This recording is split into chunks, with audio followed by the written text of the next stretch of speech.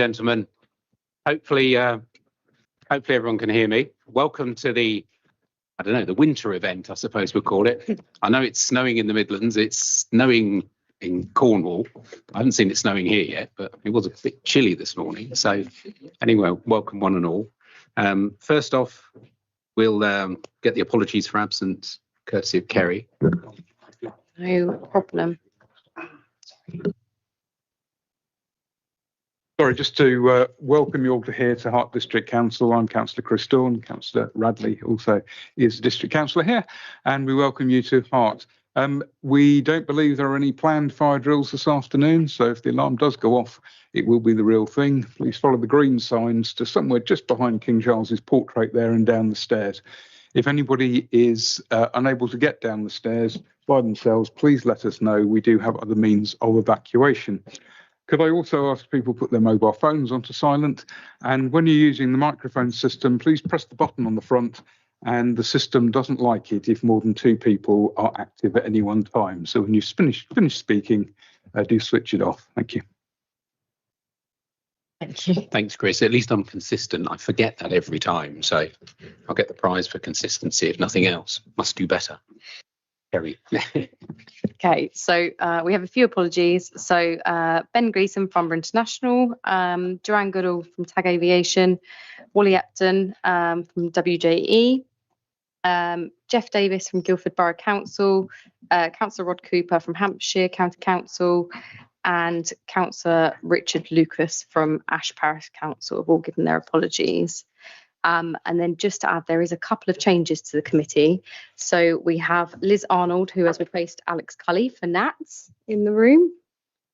And then for the local interests, we have Councillor Claire Howlett-Malloy for Crondall Parish Council, who's replaced Councillor Gareth Ives, who I believe is online. And then we also have Councillor Chris Jackman, who is a reserve for Farnham Town Council, who has replaced Councillor Andrew Loughton. Those are the apologies. Not quite right, actually. I'm not Chris, I'm George. Oh, sorry. No, I am the representative for Farnham. Chris is the substitute, and I'm George. Got it? That's correct. So he's the reserve. Yeah, he's replaced reserve, Andrew for the reserve. I'm replacing Andrew. Andrew stepped away. Okay. Asked me to come back in, and I asked Chris Jackman if he'd be my reserve. Right. Okay. Noted. I'll make the amendments. Okay, thank you for that. Are there any other apologies that anyone's aware of at all? I'll just look around just to see, just to check. No. Thank you very much. So minutes and actions. Sorry, first off, camera's going a little bit rogue apparently. So it's one of them's moving around and doing what it shouldn't. So if it starts playing the rugby or doing something totally separate, it's stuck with it for the day. So it's it is known, but there is nothing we can do about it. So minutes of the last meeting and actions arising from that. Well, the minutes were all circulated. So I don't think there is anything that we need to worry about on that. So we take that as sort of read as they were. In terms of the actions arising, now most of them you will have had the note from Kerry covering them all off. To my knowledge, there was only actions 2 at the top of the page, which was on me, which is to do with the whole process of looking at sort of noise that's not from Farnborough but is around the environs of. So I took that question to the DFT, to the airport liaison team, and what they advised me is that is, as an issue, that needs to be addressed as part of the wider airspace modernisation process, and so it's not one that anyone here can solve. However, as I'll make the point in a little while, there's a number of consultations that are out at the moment, and so they are the ones that each and every one of you, either as an individual, so you'll note from the CAA consultations that you can respond to them as an individual, as a group, as a unit, as an organisation, whatever. It's very flexible, and I know from the committees that I sit on within the DFT mainly, they do we get reports back saying, we've had 232 responses from X number of organisations and so on. So they all count. How much they count, I can't vouch for that, but the onus is there to do that. So that was that action on me. The rest of the actions are complete, with the exception of from the last meeting, again from me, action 3, which is to do with creating a briefing note to do with the whole designation process. Well, I'm not going to steal Simon's thunder, but suffice to say that process is taking a little longer than we'd hoped. No surprise there. It's in the sort of corridors of power. And so for the moment, what we'll do is we'll park that action until we've had the next level of response, because then we'll know exactly what it is that we're going forward with. So hopefully that you're all okay with that. It's fairly straightforward, but it's just dribbling on a little bit. Are there any comments on the actions or matters arising there? Hope you're not. Lovely, thank you. Oh, sorry. Sorry, Jen. Thank you. I'm interested to know, as part of the designation, Farnborough Airport Limited were going to take over the running of the FACC meetings, and we were talking about having future meetings at the airport. It's interesting that we're still at Hart District Council offices now, but hopefully it would be useful to know what the plans are, and also how to engage the public, because it's going to be quite important for them to be able to have access and be involved on their own behalf too. Yeah, I think that, to be honest, the detail of that is what we'll go through when we get closer to it, if I may. There's no issues to be dodged here at all. So we just need to work our way through what that actually means. It sort of worked out, frankly, logistically simpler to stick with this formula for this meeting. And it may well be the same for the March meeting, but that gives us a bit of time to play with, if you like, to make sure that we get everything right, which would, I'm very conscious of wanting to do that. A lot of it depends on what the DFT come up with or not. Hopefully it's not a difficult decision, but that's not, there's been a change of minister, so that didn't help. So the ministerial team changes over, the priorities change over, and we get rather caught in the sort of that whole melee. But, sorry, Simon. Just for clarity, the designation means that the airport has the obligation to have a consultative committee, whereas at the moment the obligation sits with Rushmore. So that's the nuance. Who runs it and how we run it, I guess, is obviously an important element, but it's the designation just applies to who actually has the obligation.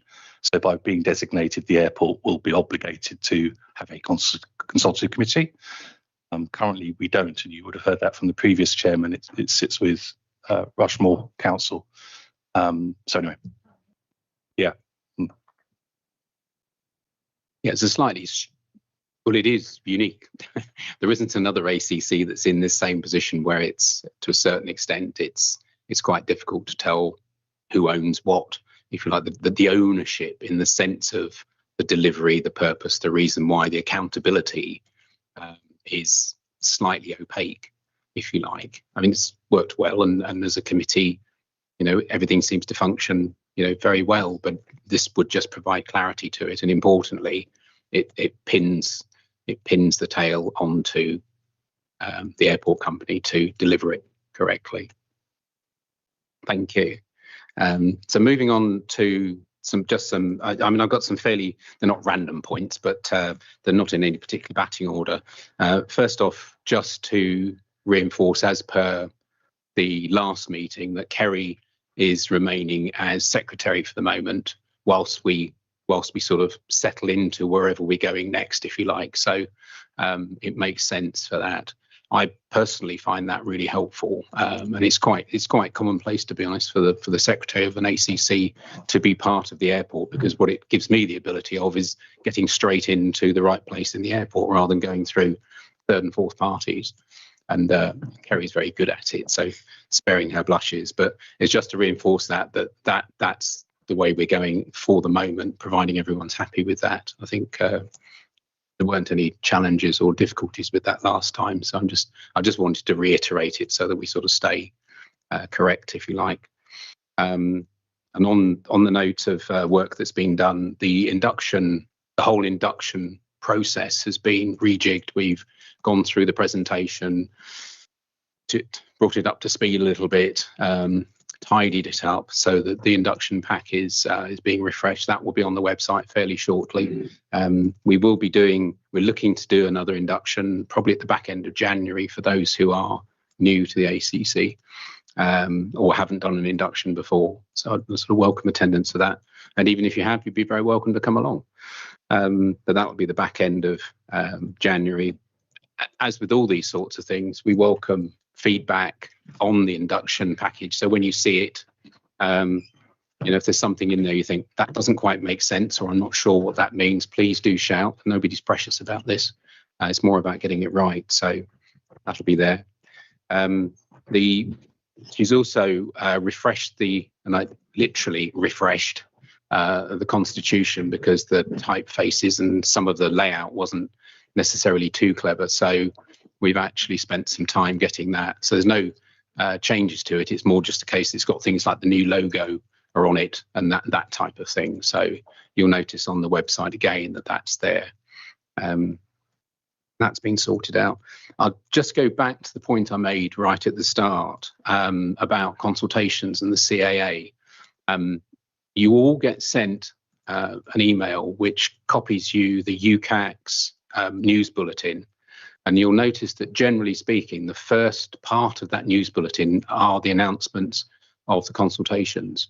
As an organisation, if I put my UCAC's hat on for a moment, we've worked quite hard at making sure that when the CAA, DFT et al., when they push consultations out, that they do it in timeframes that folks like yourselves can manage, i.e. it's not a ridiculously short time frame. And also it's broad enough such that you don't have to a response that requires you to consult on the entire document. You can, generally speaking, cherry pick the bit that is of relevance, and that still gets counted. And that's quite important, because it's very, there's no way that any of us, short of the airport company, have got the resource to consult on an entire document of these things.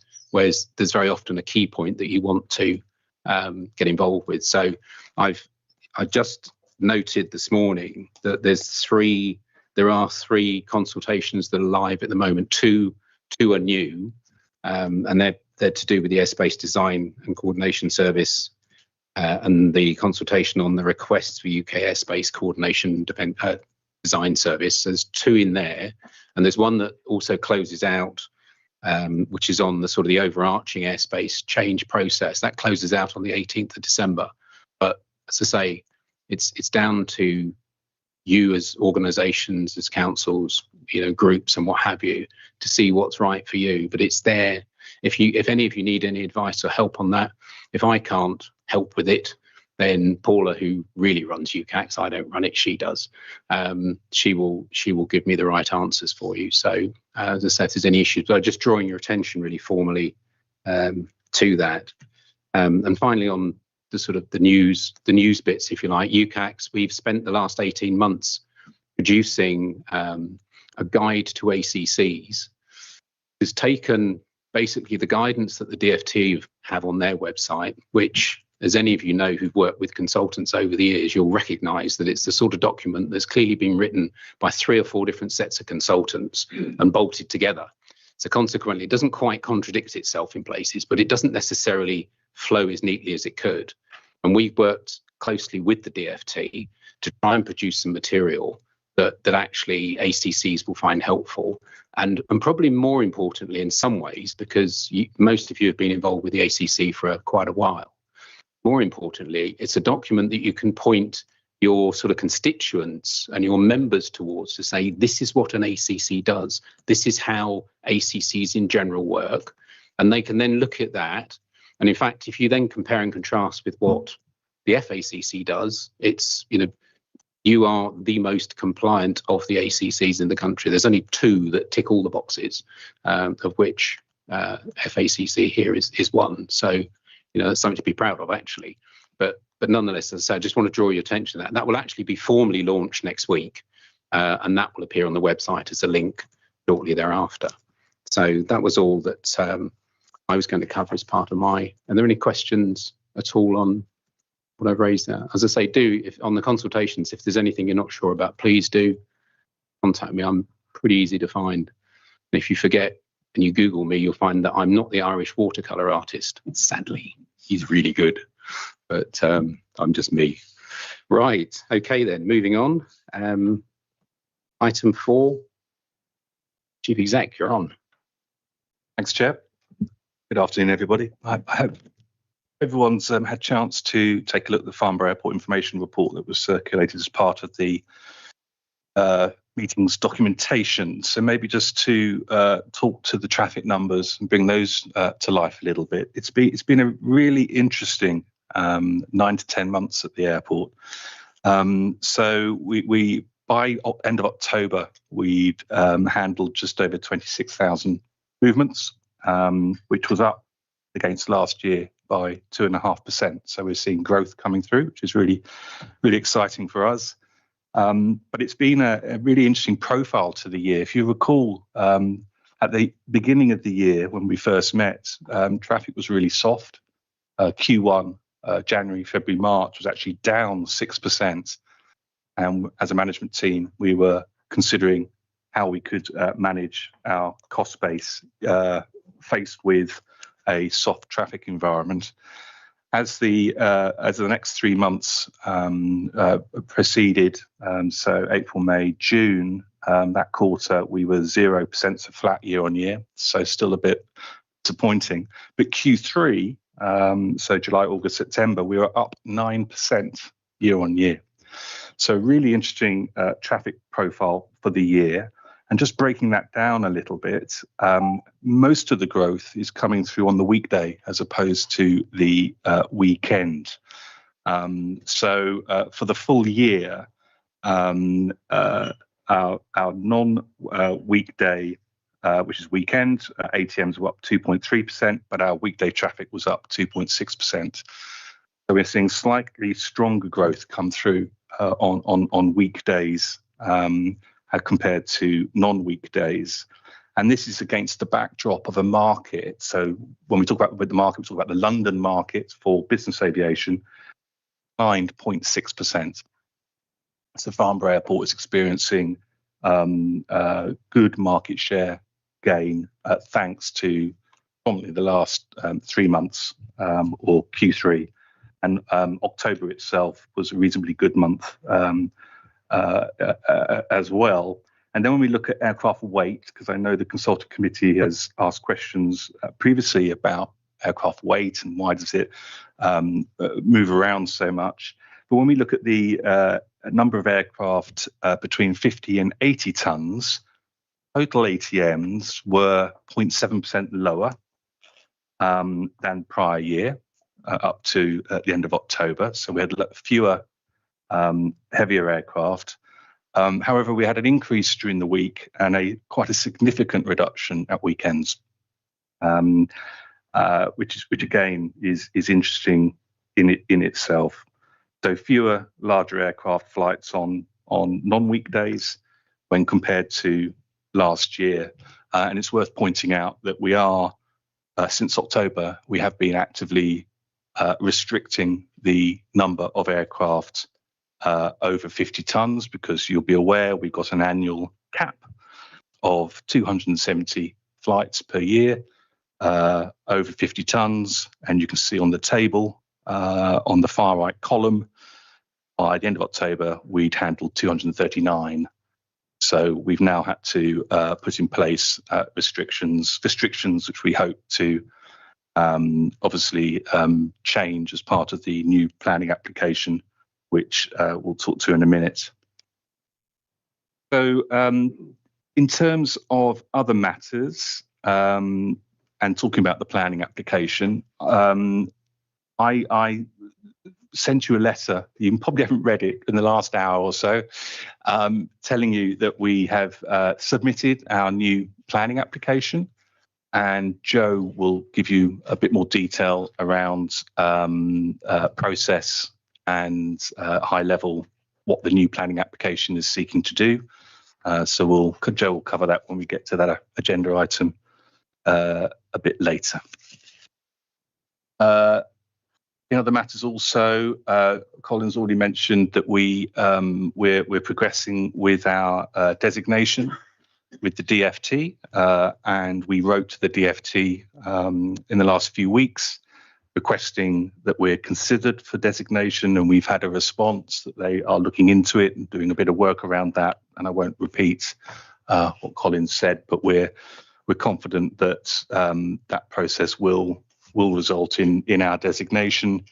And just for the record, we don't think it has any impact on the operations of the airport, apart from legally we're obliged to take responsibility for having a consultative committee. We don't think there are any other implications of being designated. In fact, it's a bit of an anomaly that we're not, to be honest.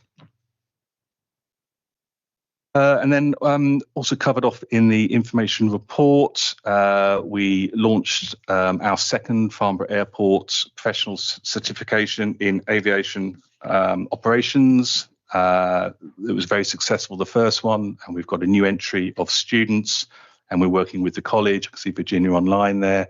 We're working with them to successfully run that course, which we're very proud to do, and I think it's a really good thing to do to engage young people in the arts and science of airport operations. So, and we know from the first program that a number of the candidates went on to get jobs in aviation.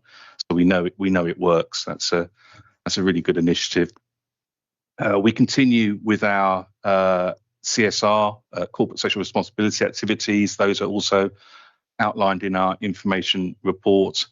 And finally, we're continuing with our investment program, not least the FlexJet lounge facility, which has now reached practical completion for the shell and core, and FlexJet, and have now commenced the fit out, and the planned completion is next year, probably around mid-year, probably just after the air show in July. So any other updates the team will give as we go through the agenda, and if you have any questions, I'll be happy to take them. Thank you.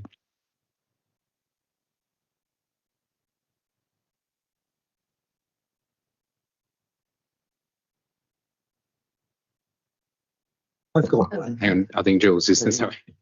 I feel like an online auctioneer. I'm watching screens, I'm watching people, I'm failing miserably. Jules, please, yeah, go for it. So I didn't write it down quickly enough. What's the name of the course again at the college? Yes, it's in the pack, Jules, but it's no, that's right. No, it's the Farnborough Airport Professional Certificate in Aviation Operations. Thank you. Thanks. Yeah. Your third quarter stats, they kick the trend, don't they? You say 9% up. Is there any explanation for that? Or? It's difficult, right? My board asked me this question: what drives the activity? It's quite hard to put your finger on it. We know that there are some operational restrictions at Northolt, but those have predominantly been at the weekend. So, and we're reporting quite strong activity during the week. So as that, we know one of our operators is not performing quite as strong as last year, but others are performing very strongly. So there might be some sort of movement in the different market within the operator base. But otherwise, it's a great question. You know, what is the traffic driver? But it's it's work in progress. But there were no constraints at weekend over that period. No, we first put in place the weight restriction at the beginning of October. I think that's right, Liz. Yeah. So no, we didn't. No restrictions from our end. Okay. Yeah. Thanks. Thanks, Jeff. Are there any more? I hate this bit. My eyes really don't play. But okay. Well, thank you very much. Thank you very much for that, Simon. So moving on to Gareth, and all matters sustainability. Yeah, I'll just give a quick run through. Obviously, Simon touched on the movements a little bit earlier. In terms of missed approaches, when I'm comparing to 2024, they actually line up the 22 movement or 22 go-arounds each. However, there was a bit of a split difference where there was 2 additional ones on 06 this time compared to the previous year. In the realm of air quality, I did make a note under the diffusion tube for June at location 8. There was a little bit of an abnormally low reading there, but it seems to have normalized since, so it seems to be just an error with the net diffusion tube. But broadly across all areas, there tends to be a decrease in the nitrogen dioxide across those locations, which is positive. In terms of runway use compared to 2024, 06 has increased across all 4 of those months. The most notable being in August, which increased by 14% compared to the previous year. In terms of noise abatement infringements, those broadly matched up. So it was 13 this year versus 14 in 2024. And that was the information report, the information that I pulled out. Okay. And the postcodes as well. So the only difference is there between 2024 and 2023, the top 3 postcodes with complaints in it was 90% versus 93%. So broadly the same. If I jump onto the complaints report, and we could probably come back to any questions after that. Things to pull out: new individuals who complained, 11 in 2025 versus the 6 in 2024. Breaking down the complaints versus the runway, in 2024 we had 83% on arrivals and 10% on departures, and it's slightly lowered on arrivals in 2025 with 75% and then 13% on departures. In terms of the aircraft which have been most complained about, the Gulfstream, the Cessna, the Embraer, and the A320 crept onto the top 10 list this year. And the individuals ranked in the top 5 covered 83% versus 88% in 2024. So again, pretty much very similar in the distribution of those. Thanks very much for that, Gareth. So just could you elaborate on those top 3 aircraft?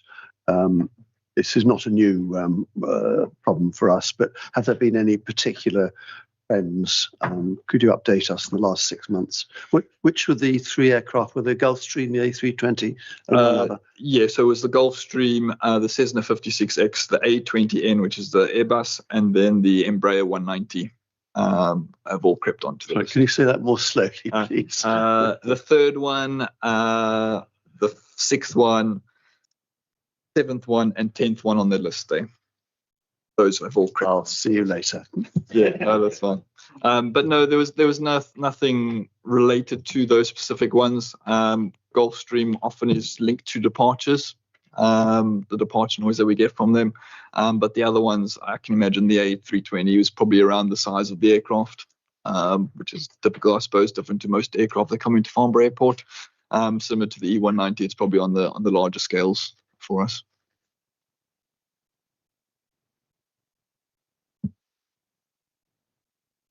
Any more on that subject? And you will see David later. So moving on then to the noise subcommittee feedback again, Gareth. Yeah, so we had a good session in October, and briefly again, so Pete sitting behind me took us through some of the complaints, and infringement, the aircraft types, noise abatement responses which we received, which we'll bring onto the list going forward, which is just a nice little addition. Rachel gave an update on the airspace, which she'll do a little bit later. But the main part of the session was a pilot, Trevor, who we brought in, who was a pilot for 45 plus years. And funnily enough, he was actually one of the initial people brought in around the discussions with the MOD in changing Farnborough Airport to a civil operation. So he's got a lot of experience with us. He's flown into Farnborough Airport both pre and post airspace change, which is another great tick in the box, so that he could give constructive feedback of the changes between the two. And so he delved into a bit of the airspace changes for us, what it was like.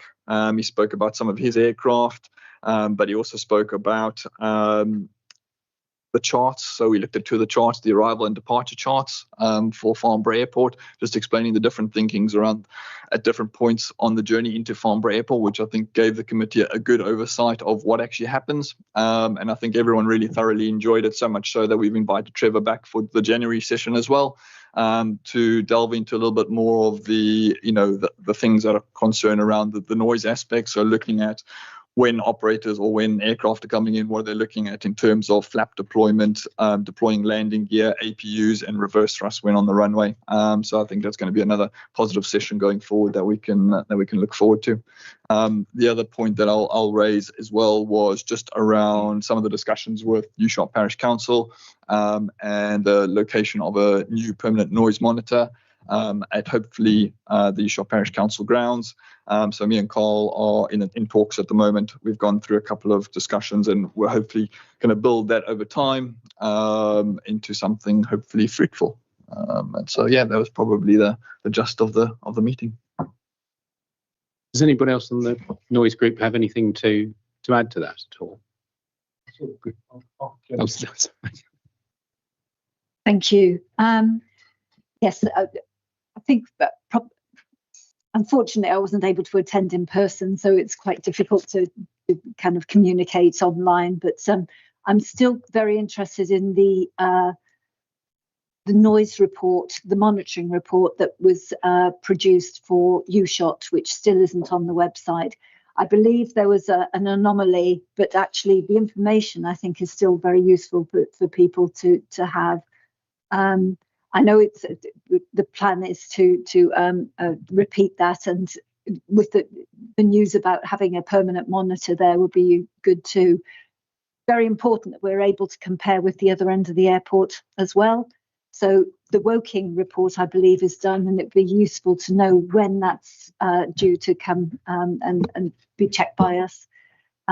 But also, is there a plan to place another permanent monitor at the other end as well? Because we need that balance, and actually there are significant differences between each ends which need to be picked up. And I think probably the other end gets more noise impact, unless there's other things that we need to explore about the topology and various other aspects, which makes it clear that there are focuses of areas where noise is clearly a problem for residents. Yeah, so with regards to the USHOT report, I'm going to put that one online, and then what I'll do is I will take all the reports to date. So in terms of the Woking one, I was supposed to get it last week, but the consultants promised me this week, so hopefully I'll get it to you tomorrow. I did send you guys an email for the noise subgroup committee, so hopefully that will go out by tomorrow. And then what I'll do is I'll take all of those reports, I'll collate them into one table, just noting the differences and the reasons why those differences are in those reports, just to highlight so it's clear for the noise subgroup committee, but that will go onto the FACC website as well, so just to make it clear for everybody why we do what we do in certain areas. In terms of the second noise monitor, the ideal location for that is generally 6.5 kilometers from start of roll.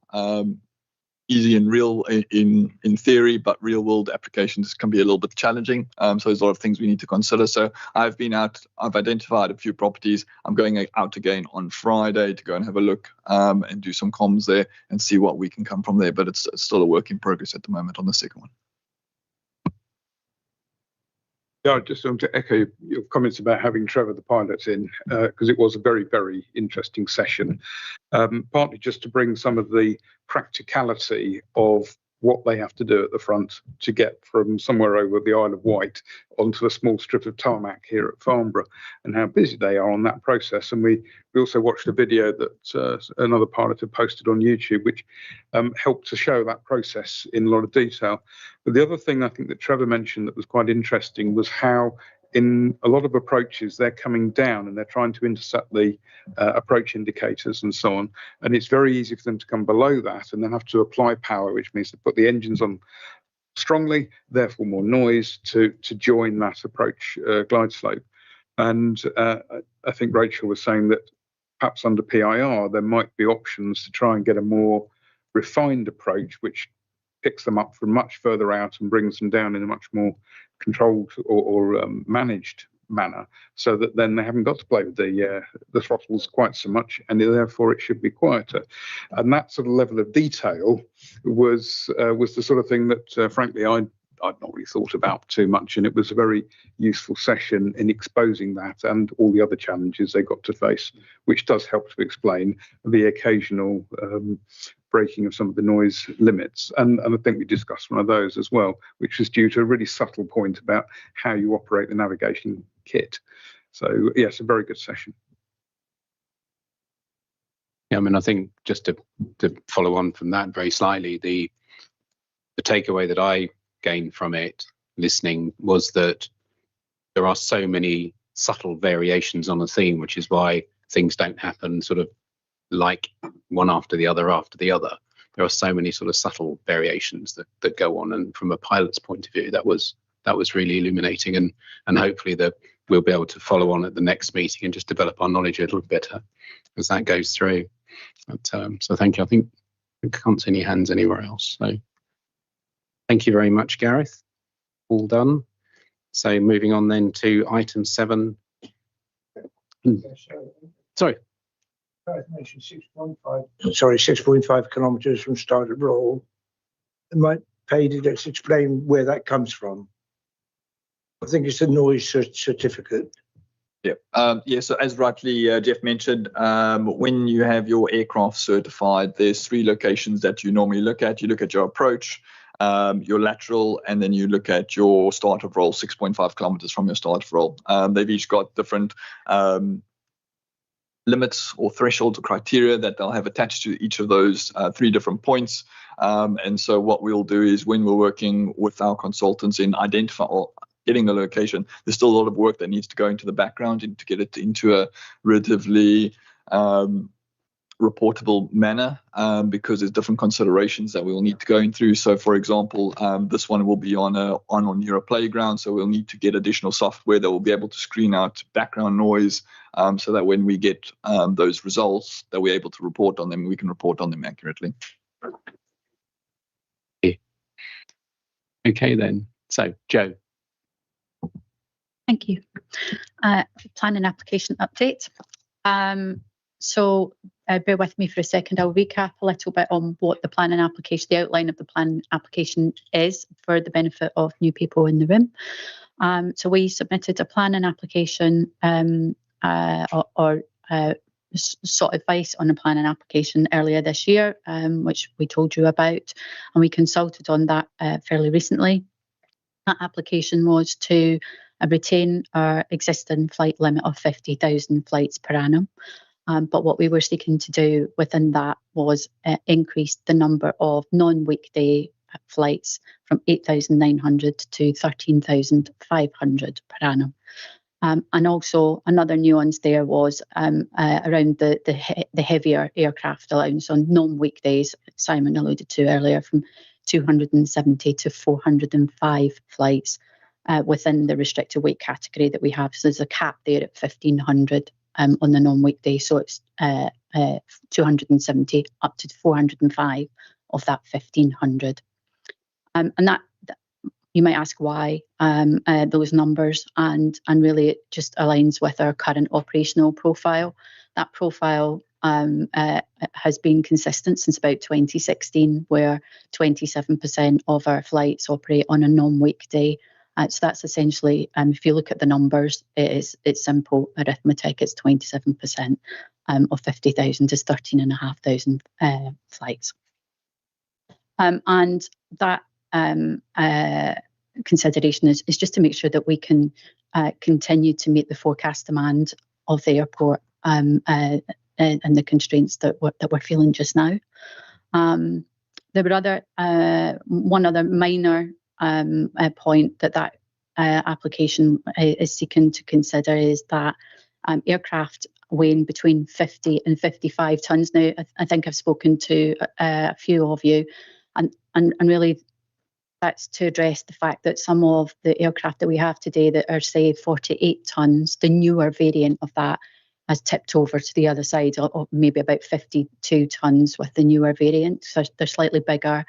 They have a longer range, more fuel, but they're more efficient technically. And what we're looking to do there is exclude those aircraft that are within that 50 to 55 tonne weight standard to be excluded from that restricted aircraft weight category.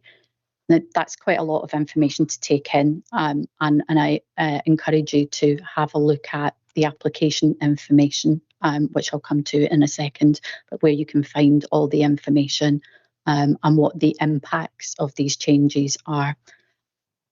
Something that always comes up, no matter who I talk to, is about the change of operating hours. Way back in 2023, we said we would we considered changing the operating hours at the weekend, but we quickly took that off the table after consultation. So we are not looking, no matter what anyone else says, we're not looking to change the operating hours at all. I know I keep saying it, but it keeps getting played back at me. So it's always worth just restating to make sure we're all on the same page. Joe, just for a second, I've got a question from. Really, just to confirm where the application is on the Rushmore.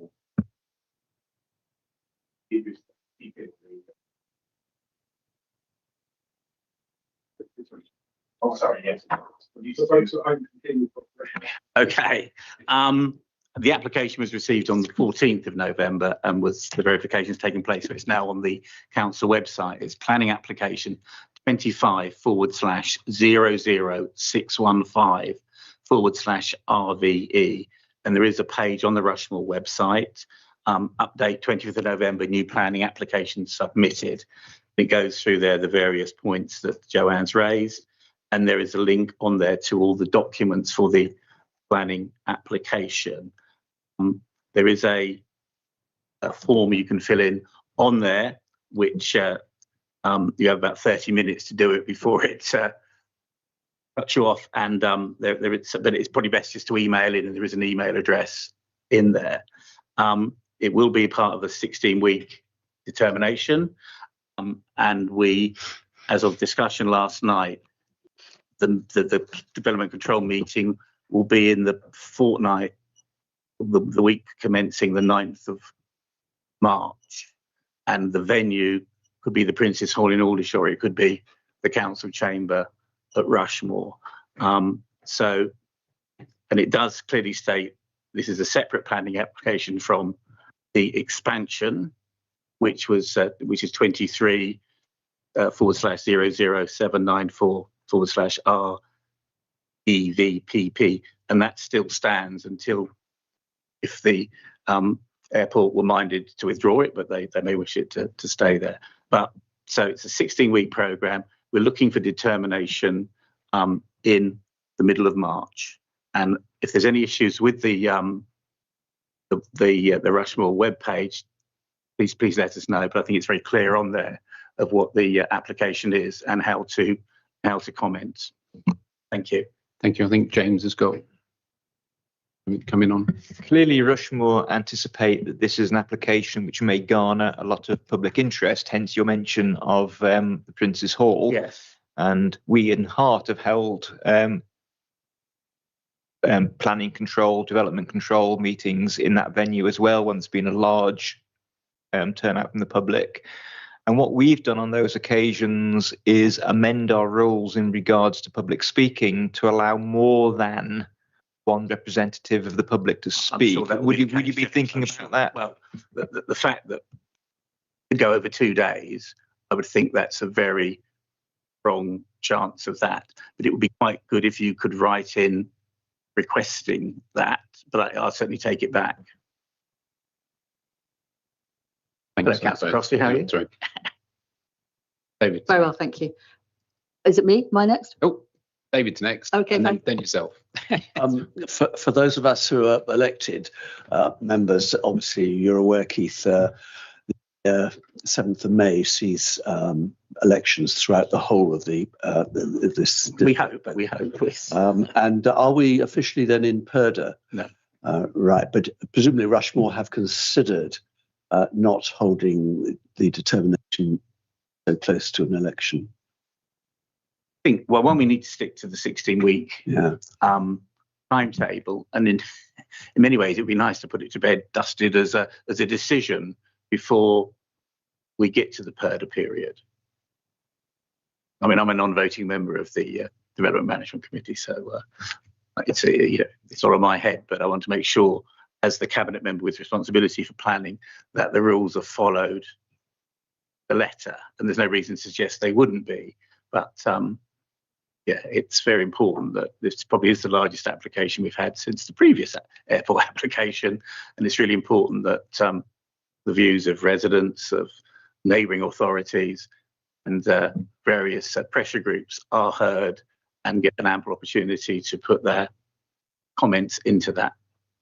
Jules, just before, Joe, do you need to cover some material before we, because this is obviously going around in different directions, but I'm conscious. I did have some other points just to talk people through the consultation process. If we could do that and then take the question. Could I just make one comment then, please, from David's question? The precedent was set with the Farnborough Civic Quarter that 7 people were allowed to speak, plus 1 member from Rushmore. So 7 people, members of the public, could speak for, and 7 members of the public could speak against at the determination meetings, and 1 member for each as well. So whether that's increased because of this, but that was a precedent that was set for the last big planning application. I've got other points, but obviously I'll wait till Joanne's finished. Yeah, I mean, I think Councillor Crossley is correct there. I would be, without quoting me, it may well be a longer list than that, Jules. But great, as long as it's not shorter, that's the main thing. Not all starving. Thank you. Thank you. Thank you for letting me come in. If we can just get, if you'd like to finish the piece, and then we'll take all the questions.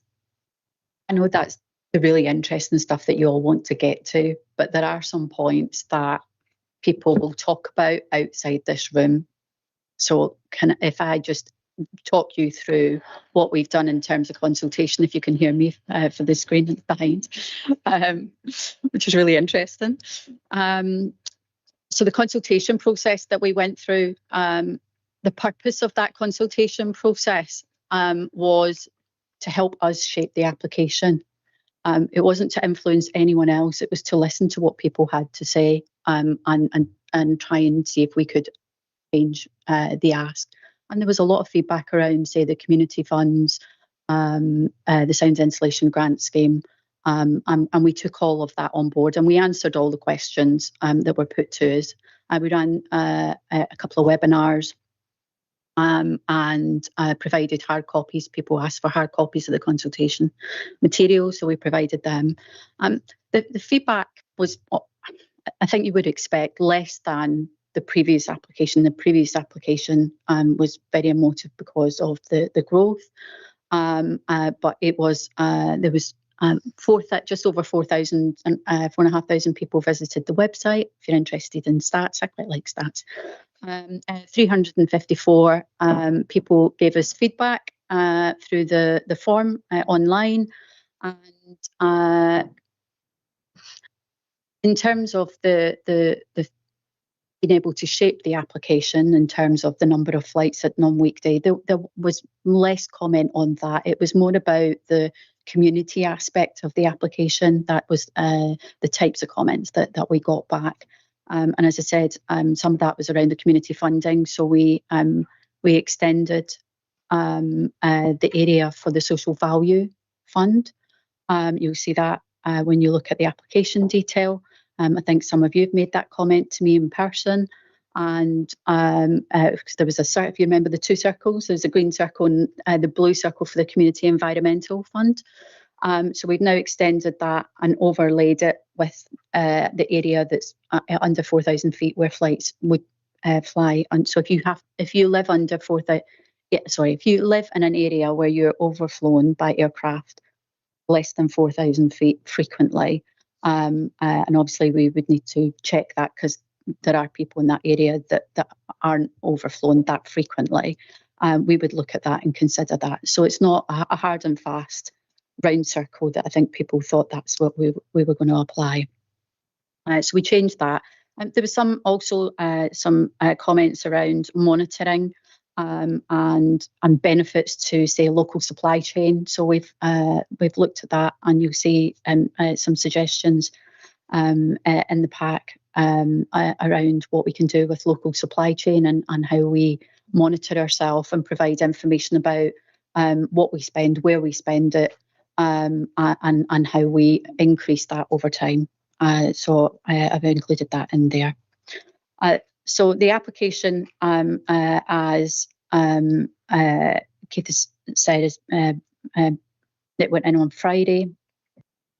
And has been validated literally about 2 minutes before you all got the email today from me with a letter from Simon.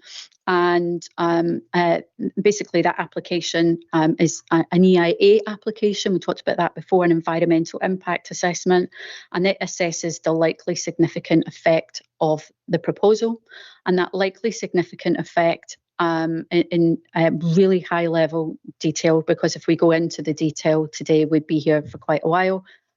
But the headlines are that there was a moderate beneficial effect on employment and local economy, and that all other effects are not significant. So you will see that language, and that not significant and moderate beneficial, it's almost technical language. That's how the people working on the application, the technical experts, that's what forms part of that EIA assessment. So you'll see that language when you go through the documents.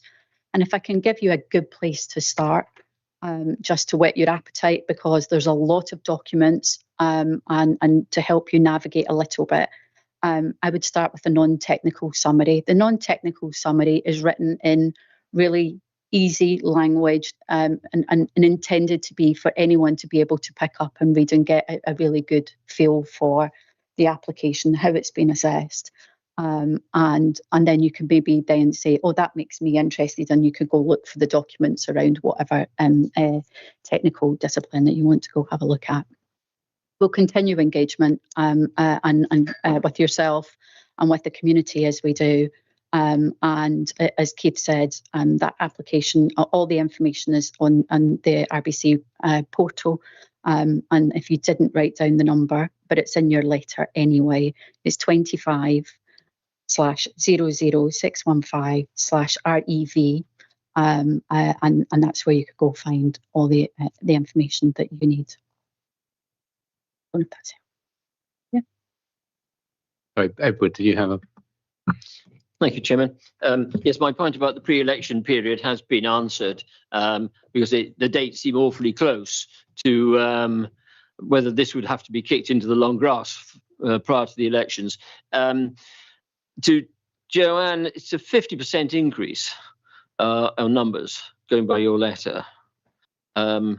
I love somebody in here, you've got a minor increase. No, say minus 50% or maybe 49.9%. Do you anticipate, in the event that Rushmore grant consent, this going to the Secretary of State or being called in by the Secretary of State? That was one point there. And I have a question for Rushmore, but I'll ask it and put it out there. Will you be including Surrey County Council and the Surrey Heath Borough Council in your list of consultees?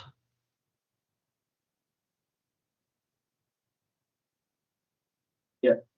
Please, I'm chairman of the Planning Applications Committee at Surrey, so although we're looking at changes, but it may come up. So yeah, please, thank you. I believe you were consulted in the scoping, and as such, then you're a statutory consultee, so you would be included in the application.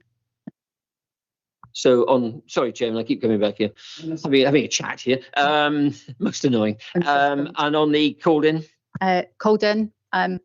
I don't have a crystal ball. I don't know what's going to happen with the application. It will follow its process, and then we'll see what happens. That's quite possible. It could be. Jules.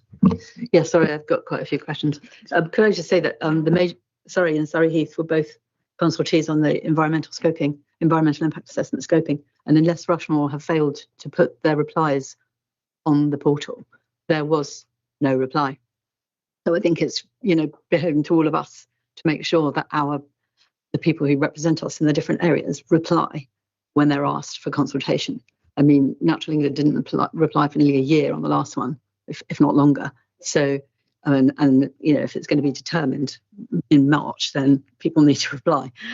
So just around the consultation, Joanne, the people who filled it in, you said about the fact that you answered all the questions. Not sure how you can answer all the questions if you didn't take people's email addresses. So when I filled in my consultation, I didn't get any acknowledgement. I wasn't asked for my email address or my postcode. So they would have gone on the FAQs. On some of them would have been wrapped up because a lot of them had similar themes. But we took all of them and put them into the FAQs on the farnboroughairport2040.com. Right. Okay. So one of the questions that I asked was around, in the webinar that I attended, a comment was made that some of the feedback that had been given prior to that consultation was that local people weren't particularly concerned about an increase in flights at weekends. They were more concerned about an increase in flight during weekdays. Do you have the data to back that up? You said that again, Joe. It was at one of the webinars that I attended. Yeah.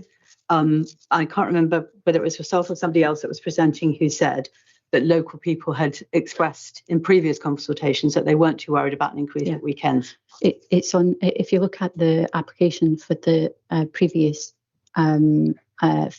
statutory consultees and feedback there's a letter that says they would welcome an application of that size and shape. One of the consultees said that? Yes. So not local residents? Well, I assumed that the consultees, because it was it was one of the parish councils, I think it was. I would assume they would have talked to their local residents about that before submitting. Okay, so one consultee for one area said that. Yeah. Okay, thank you. So follow on from that then. You said that the consultation that you did, from September to October was for the airport's own benefit, in order to sort of get as much information as possible. So the results of that consultation are never going to be made public then? Just some outcomes that you've drawn from them? Yes. Yeah. Yes, absolutely. Okay. Yeah. Right. Thank you. So the other questions that I had were around, I don't know if this is something, I think it must be something that came up because it's one of the 3 points that you've mentioned about about local procurement strategy. Is there somewhere that I can point people to which gives data and evidence to back up the claims made by the airport around the business case and the supporting of 3,500 jobs? Yes, the need case. The what, sorry? There's a document called a needs case. A needs case, and that's on the planning portal? It is, yeah. Thank you. So these questions, sorry, are more for Rushmore Borough Council, but you might be able to answer them, or Councillor Dibble might be able to.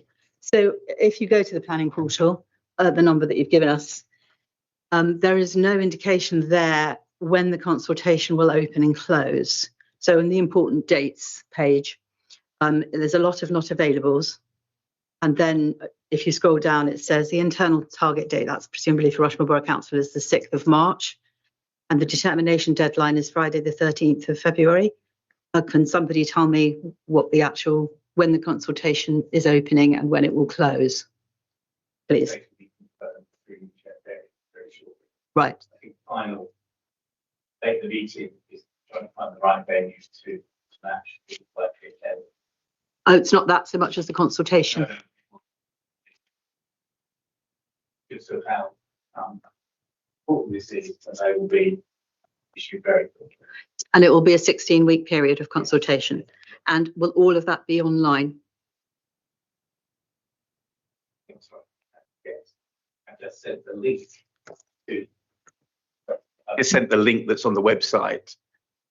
The link to what's on the website to the admin, so they're going to circulate to members of this body, and I will ensure and let you know when that gets updated, Jules. Right. Crossley. Thank you. That's the key thing for our residents and for people that we represent. A lot of people have asked us to ask for some in-person consultations. We've been told all the way along that it was going to be online, but people really appreciated the last set of consultations and the opportunity to speak to people. We know it would be different in this case because it would be consultations from Rushmore Borough Council rather than the airport, but it would still be something that I think our residents would really, and people we represent would really appreciate. Thank you. Sorry, Joe. Just to be a little bit just finessing on the language there, you were talking about 16 weeks consultation. I think it's 16 weeks to determination. Yes. Yeah. It won't be 16 weeks. Won't be 16 weeks consultation, will it? No. No. Thank you. Carl. Yeah, I just wanted to double check. So the first planning application is still running, or has that been withdrawn? It hasn't been withdrawn, no. So it's pending further work and potentially the outcome of this new application. So one of the questions I'm going to get is, we lodged, as you know, parishioners, whatever, lodged a series of complaints against the first one. Those won't be taken into account for the second one, so they'll have to put in their comments against the second one. But the first one is still live. Is there not an expiry point on that? But just to help, I'm very conscious this is Rushmore's planning application to manage, but my experience here at Hart is that while applications are submitted and there is an expectation that the open period for consultation is however many weeks it is, depending on how the scale of the application, and then the officers will bring together a report and head up to a determination date as a target. It is very common, particularly on larger applications, that between the officers and the applicant, there is some discussion to say, actually, we'd like to move that determination date so it doesn't become a hard end date, because it's in everybody's interests. The alternative is that the authority sits there and says, right, well, we've reached the date, we haven't got all the information, we're going to refuse it, at which point the applicant will be straight off for an appeal to say, well, you haven't looked at this, that and the other. Equally, it's in the applicant's interests to let the officers of whichever council it is to work through the details, and often they have to chase up some of the other statutory consultees we saw with the first application for Natural England and so on, to make sure they've got all the right information in to make an objective and informed decision. So often those dates will move, and I would probably suggest, Councillor Dibble, that the sort of March date is perhaps aspirational at this stage, and I suspect that once you get into that, it's likely to move. It may then move into the pre-election period. We don't tend to support a purger anymore, in which case it may get pushed out to post the elections. It's a flexible feast, but the two planning applications, as my understanding is, they are separate applications, and therefore all the information that pertains to them and any comments that people have made have to be specific to that particular application. And it may be that people who objected to the original one last year, which obviously increased numbers quite considerably, sorry, 2 years ago now, quite considerably, may look at this one and go, that's fine, that's their choice. You know, that's how they if they wish to comment. Does that clarify it for you? Yes and no. So basically we've got two applications running in parallel without an end date for determination on the first one. So it's just continuing to go. Effectively, it sits there. Yeah. It was up to the authority and the applicant to decide how they want to progress with that. Some of them do take a long time to work through. Could we ask Simon to Whitcroft, you've got a yellow hand up there somewhere. Yes, thank you. If you want to deal with the, I'm going to raise a new point. If you want to deal with the ongoing discussion, or would you like me to make my point now? Okay, well, if it's a new topic, then we'll let this one run its course, and then I'll come back to you. Fine, thank you. Yeah, I think Chris or Councillor Dawn has made a very good point about the first application. It hasn't been withdrawn, and we have no, as the authority, we have no control over that. That's down to the applicant, and in many ways, it sits there. Right, it's totally that the new application has no link to the original application. Therefore, all comments for or against will have to be the new application. Nothing that was put into the original application for expansion of number of flights, that cannot be taken into the account of the new application. That those comments have to be revisited. There is a strong determination to determine before the PERDA period, and well, we'll see. But talking to officers last night, there was no the confidence that we could get everything together for a a decision-making meeting by the 13th, 16th of March. But things change. I don't have control over that. Okay, I've got Jules, James, and Jeff. Just one small sort of add on to what Councillor Tanner was saying. A lot of people have said to me and to other through other environmental groups and representatives, two things. One is that it concerns them that this is they see this as a stepping stone to going back to the original application. So, weekend flights for the people I've spoken to anyway are a big issue, and will be a big issue if they're increased. So that was, this feeling that this might be a sort of stepping stone to then, if this is approved, then to go back at some point to the bigger total air traffic movements.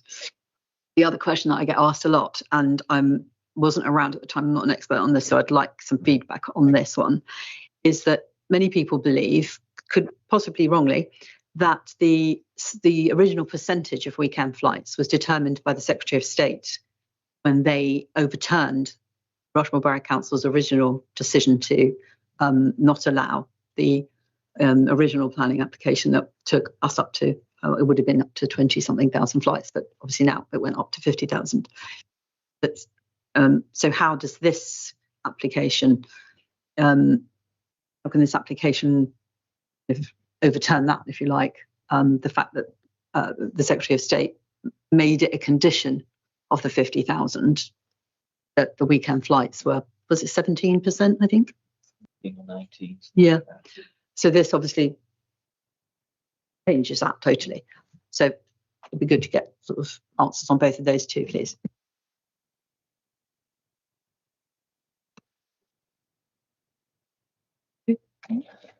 Yeah, just on the history of the applications, the most recent planning approval increased the annual flights from 28,000 to 50,000. That was back in 2011. That was one on appeal. And the 8,900, which is the existing weekend flights, was simply a function of prorating up the original 5,000. So originally, pre-2011, we had 28,000 total annual flights and 5,000 allowed at the weekend.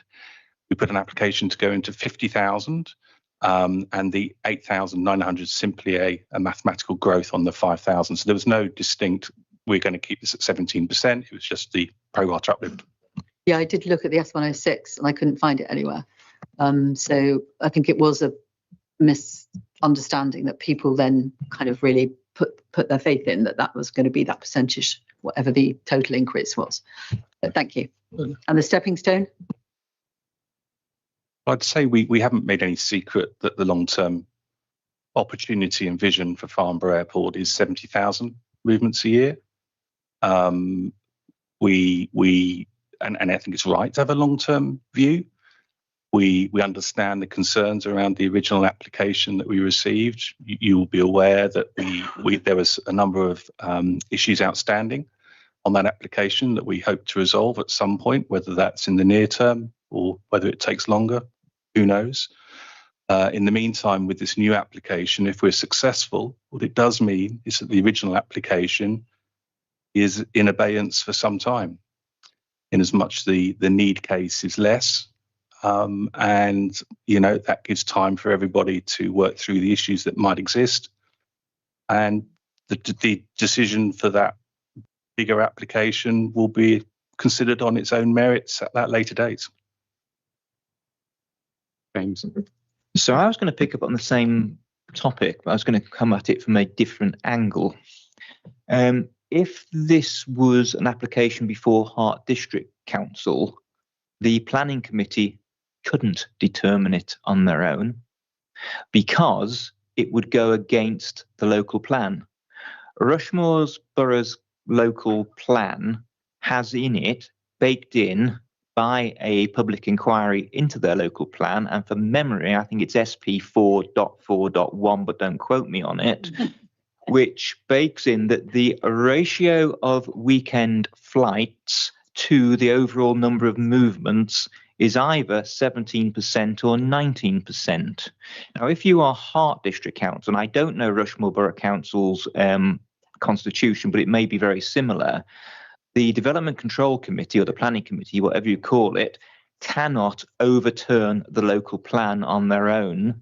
They have to make a recommendation to the full council that they would like to overturn the local an attribute of the local plan, and then the full council would need to decide it. So that would be at the full council meeting immediately following the development control meeting if it were at Hart. So Rushmore Borough Council, if they have that rule, maybe need to take that into account. Thank you. I mean, is it a fresh topic, Jeff? No, it's the same topic. Right, okay. Just to note that what we're looking at here is step-by-step growth at Farnborough Airport. We go back to the year 2000, it was 2,500 movements at weekends. In 2007, it was 5,000 movements at weekends. 2011, 18,900 movements at weekends. 2025, 26, 13,500.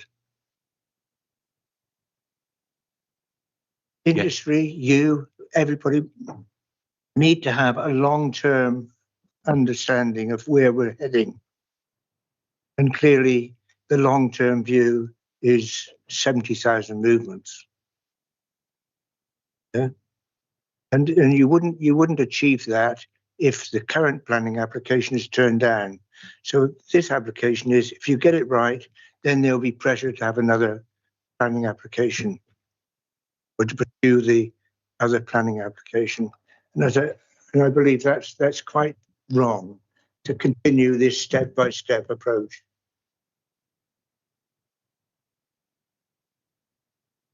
Obviously, Jeff, you're welcome to your view, but I would point out that every time we've come back for an application, we've been within the noise budget, and we continue to be within our annual noise budget. Aircraft are getting quieter.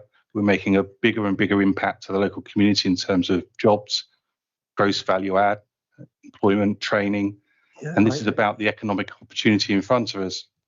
And at every airport, we're not unique, no. Every airport needs to address the planning issues that they have, and they need to grow and they want to grow. Now it's up to the planning committee to weigh up the benefits, the merits of the application and make a decision. Yeah, I'm pleased that you've mentioned the noise budget. The noise budget is based upon the assumption that you'd have Chapter 2 aircraft in it. Yeah, aircraft getting quieter, and we expect that over time. Therefore, the number of movements within the noise budget. You will never exceed the noise budget. Which is a good thing, no? Well, just shows the noise budget is overly generous. Well, it's in the development plan. I can't comment. Okay, I'm going to go. That's the problem that I have, having been involved in this for 28 years. That's cool. Absolutely right. I'm now going to go to David, who's been waiting patiently online. David.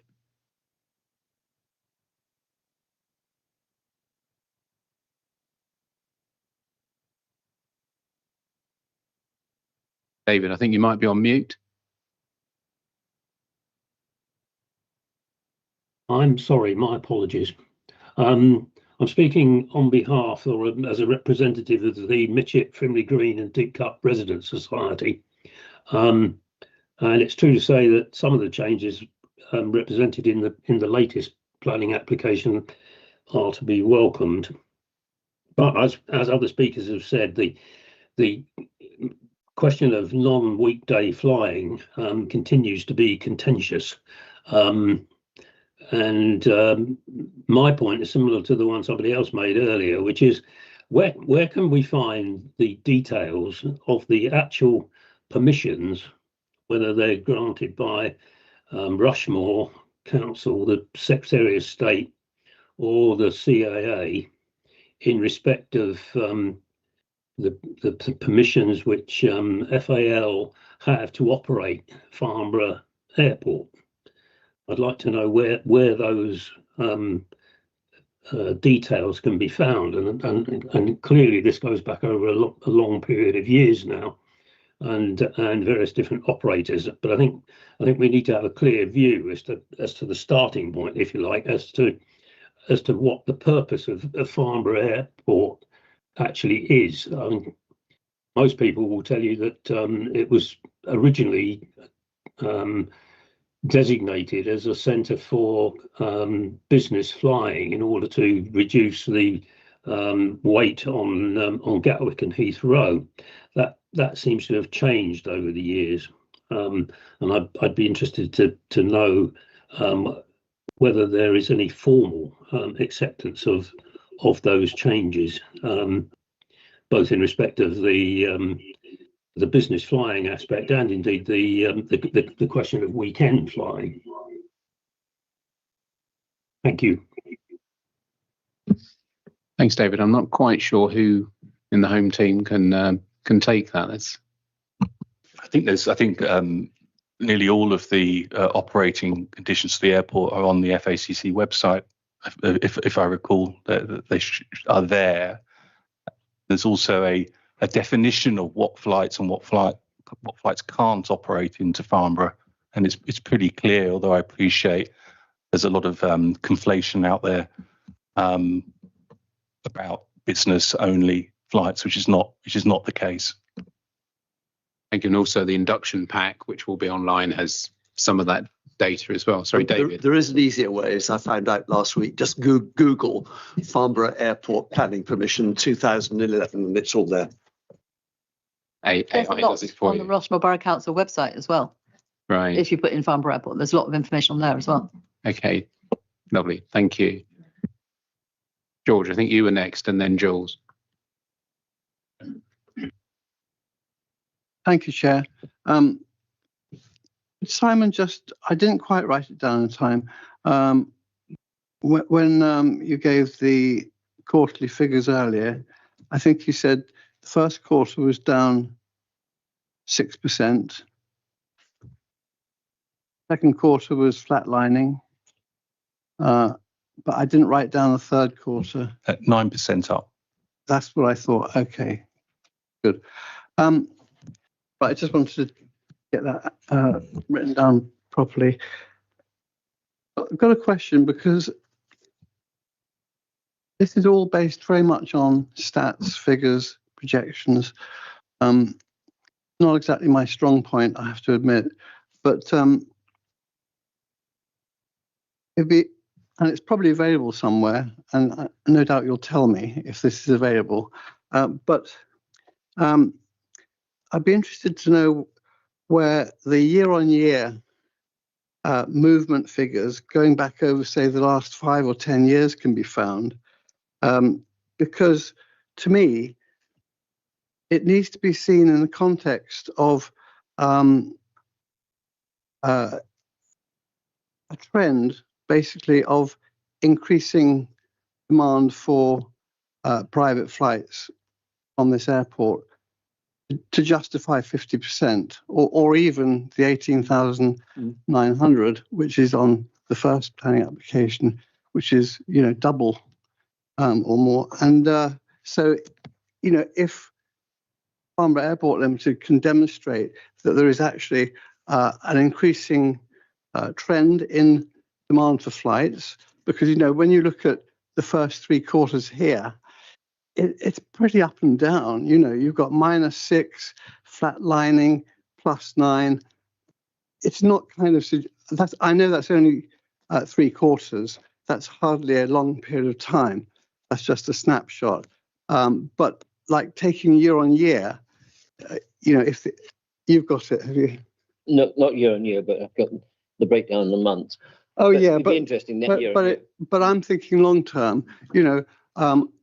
Is there really this huge increasing demand in business travel from this airport to justify a 50% increase, which this current second application is asking for, or is that 50% just purely kind of creating a technical capacity which you can fill if you can?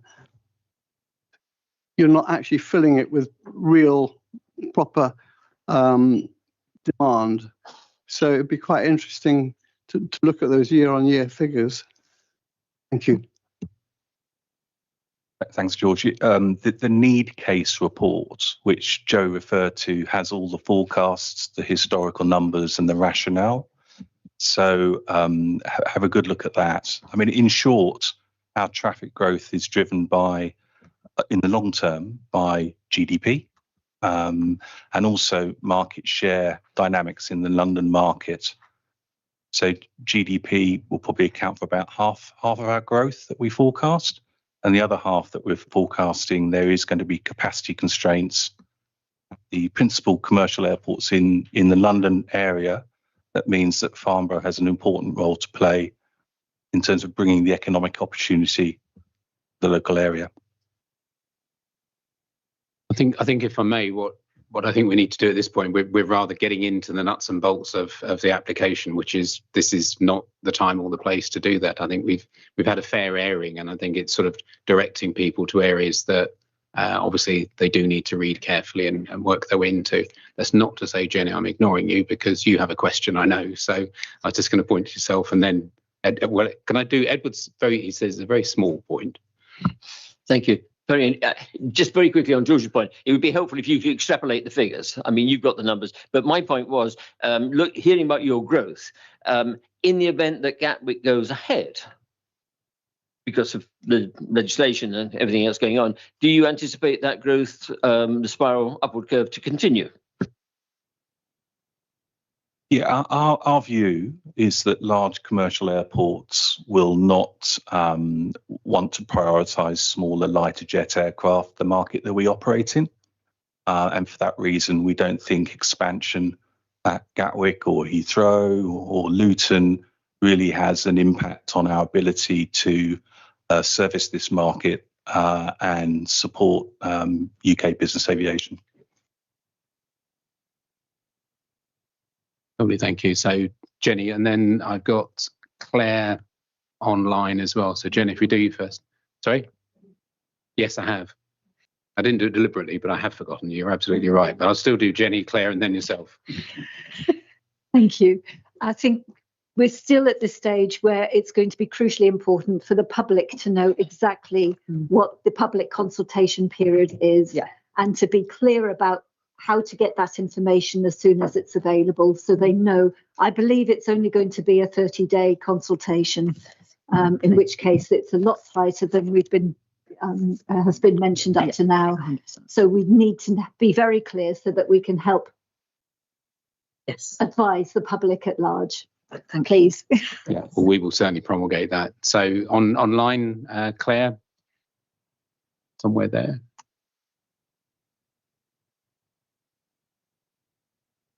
I think you might still be on mute. Apologies. I hope this is applicable, but I think it is in terms of any application. In trawling through all the documents in preparation for this meeting, and forgive me if I'm being inexperienced as a new parish councillor, but what raised the question, and I know residents have raised this with me directly, is about the efficiency of data collection, particularly in terms of the monitors of noise. So, I mean, earlier on in the meeting discussed there's a proposal for a new monitor at U-Shot.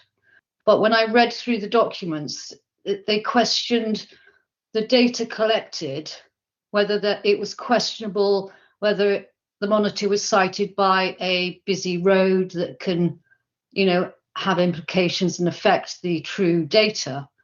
So I'm raising the question whether there is sufficient monitoring of noise in all the areas, particularly Crondall Church, Crookham and Ushant, that actually accurately reflects the noise, because residents are consistently complaining about the noise to a very high level regularly.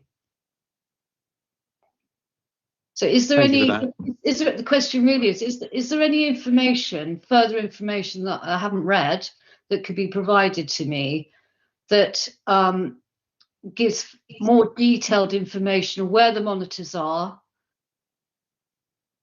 and how are they monitored and assessed? Okay, I'll ask Gareth just to step in, but I think, Gareth, that's probably one you could take offline with Claire. We'll link the two of you together, because that will give you a more complete picture than perhaps we'll develop here today. If that's okay. Thank you. Jules, I had forgotten you, but I've not now. So much. Yeah, I just wanted to say, to Simon's point about aviation expansion, not everybody agrees with the government or the aviation industry that just because there's an economic need or benefit or demand that aviation should expand. A lot of people disagree with that, particularly in the short term, until the scientific and technological things that can help, that can mitigate for emissions are sped up and put into force. A lot of people are very concerned by the suggestion that and some of the projections that aviation emission could by 2040 be the UK's principal source of emissions, because of the scaling back in so many other areas. So although we'd all love to see aviation emission that's sustainable, not everyone agrees in the short term that that's the way forward at the moment. Yeah, thank you. That's sort of general observation. We'll leave it at that. Thank you. No, thank you. That's fine. Have we got any more for any more? I was in 3 consecutive meetings last week that ran one after the other, and by the second one I got lost as to totally which meeting I was actually in, and I've rather lost track of which speaker's doing what at the minute. But I think we're now, Rachel, I think you're on. Is that correct? Have I got that right? Yeah. Just trying to share some slides. Unsuccessfully, it would seem. Why didn't that work?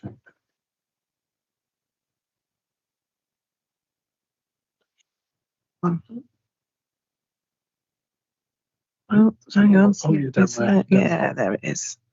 Oh. It's all right. Hang on a minute. We're trying to. There we go. Click on the right button. There, and then we go there. Come on. It's a bit slow. There we go. Unfortunately, this is not a very scintillating update, but it's following the theme that we've got today, which is it's all about consultations and policy changes. So I thought before I went into that in great detail, I'd just remind people and help the new people know what I'm talking about in terms of geography. The picture you can see on the left-hand side of the screen, I have shared before, and that is a picture representing an airspace change that Gatwick was running with NATS. It was an independent change from the main FACC South airports, and it was known as London Airspace South.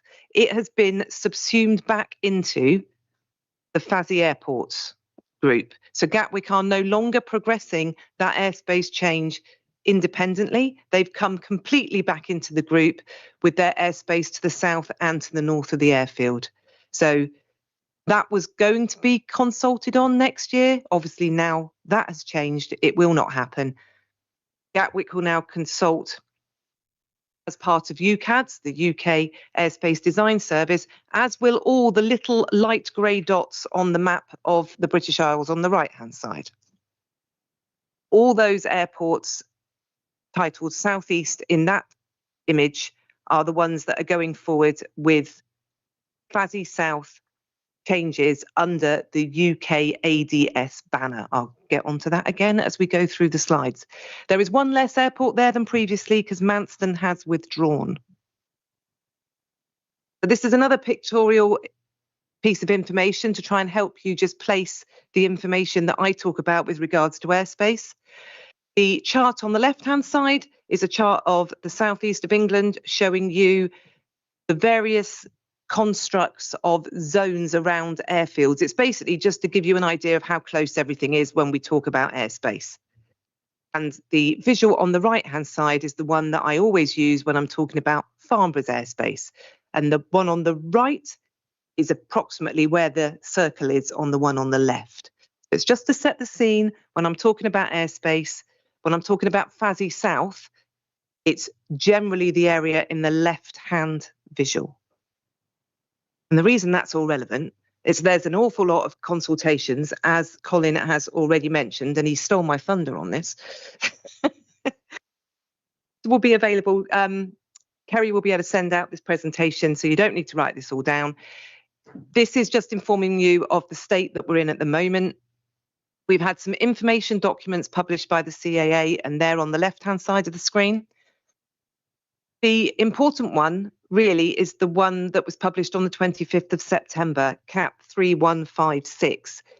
It is the CAA's attempt at producing a document that is setting out all the other information they're providing at the moment, and they're going to provide in the next few weeks, the CAA and the DFT.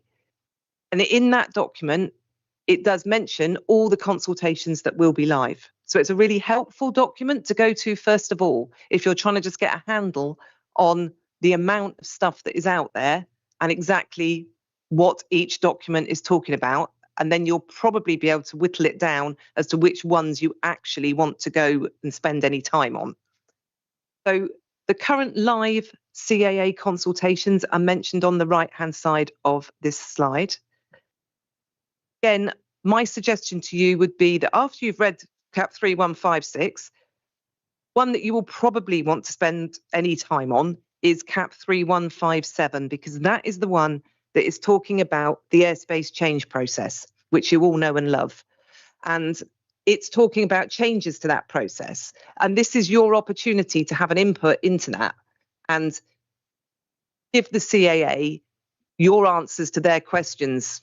You might want to give them some other information as well, but obviously they set it out in such a way where there is that opportunity. I think right at the end, there's a box that says, is there anything else you might want to mention? So consultation, it's not the best read, that document, but I would encourage you to have a go. And as Colin said, to see if you want to answer all the questions or just some of the questions, but please do put your options into that. The other two documents are obviously there and it's full public consultation, so you can look at those two as well and go through those documents if you so wish. I pulled out 3 questions from CAP 3157, so that's the change to the airspace change process, just to give you a flavour of what those type of questions are. Basically, the document is trying to streamline the process that we've had for a few years because it's quite cumbersome and unwieldy. Through practice, it's become apparent that not all the stages are necessarily needed in the way that they're currently described. And as you can see, question 13 is specifically asking if we should amalgamate some stages of the process. Doing that, it frees up resources because each process has a gateway to go through and it has to be assessed. So if we can actually do the work of 2 stages into one, there could be a beneficial resource result in that. But that's obviously individual people's responses to that are, they might not like that. And is this your option to say so? Some of them are a bit more technical and you need a bit more knowledge to answer them. But as Colin's mentioned, you don't actually have to go there if you don't want to. But the information is in the document. It's just a bit difficult to get to it in some cases. So that one is the one that's going to close first, and it closes in the middle of December. So probably the one that's more urgent as we stand. And then we have some other things that are still to come. the DfT is still going to publish a consultation document on the airspace navigation directions and the airspace navigation guidance, and they're looking to change the bit in blue on this slide. The bit in blue is the current policy that we work to, and those are the current altitude-based priorities where we decide which, according to the government, which environmental factor has priority. So it's noise below 4, a combination of noise and CO2 emissions between 4,000 and 7,000 feet, and then CO2 emissions above 7,000 feet. We have to work to that, whatever the government policy is, but the government are going to consult on this. They keep telling me it's going to happen before Christmas. But obviously, please don't shoot me if that doesn't happen, because I'm not in control of the DfT's timetable. So again, it's another one that I suspect that there will be members of this committee that will very much want to be replying to this consultation. So this is a heads up for you that it is coming. I'm just not sure exactly when. So with all that information, the top link there is a dedicated CAA airspace change with all the details of all these consultations on, as Colin mentioned. So it's a one-stop shop for you to go to if you're interested and to find out which ones are the nearest crocodile to the canoe. The second link there is, as it says, Scottish airspace modernisation. So as a piece of interest and to have a look at, to see what else is going on around the country, Glasgow, Edinburgh and NERL in Scotland are at the moment conducting a full public consultation on their airspace changes to bring in airspace modernisation to Scotland, specifically those airports.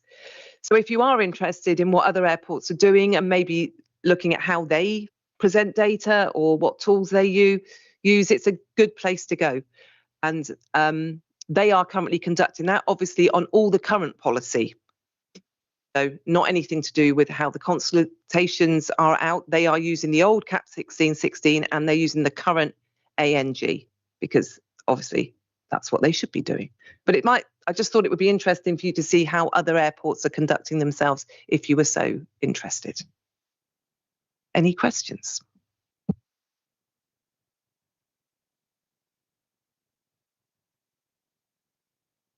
It's not an admission of failure that there's no questions. Well, I'm not sure I can muster a question up. Sorry, David. Just confirm that will be circulating. Yes, it will, won't it? Yeah. And okay, then he says, looking around the screens. So moving on. Thank you for that, Rachel. Moving on, item 9, members' questions. Now, David, you submitted some questions, which I think the response has been circulated around. In fact, it's already on the website as well. But would you like to? Yeah, I won't repeat the questions, and I'm happy with the answers. I've got no supplementaries for my first question. I do have on about part 2, and that essentially I was asking whether upgrading, adding to your simulator capabilities would actually, in effect, increase flights on the ground, and you said no, which is fine, of course. But your last sentence in reply said all other requests for instrument or visual flying training are subject to prior approval by Farnborough Airport Ops, which to me implies that some training flights would be permitted, whereas the conditions of the 2011 approval say, and I've got them in front of me here, saying no training or recreational flying shall take place. There are some qualifications to that, but that seems to be a pretty blunt statement. Is there a contradiction there? I don't think so. I think training in recreational flights, clearly small light aircraft, first pilot license training, that type of stuff. I think testing of equipment on aircraft and approaches and radar technology would be excluded from that, and as part of the maintenance capability of the airport. I don't think there's an obvious I accept trap here for us. I think the condition did make that point quite rightly so. Could you look into that? Was just on the face of it, the two statements need, let's say, further investigation. I think perhaps we could take that through at the next noise group. Sure. Because it's slightly easier to do the more sort of technical aspects to this sort of thing in that format, if that's okay. Thank you. So there were no other questions raised. Looking to my right to make sure my learned colleague here is nodding, saying yes, there were no more questions raised by members of the public at all. So there's nothing brought forward. So that brings us on to any other business. So I think what we'll do is just go around the table in this direction first, if I may. Sort of gently moving around, the moving hand.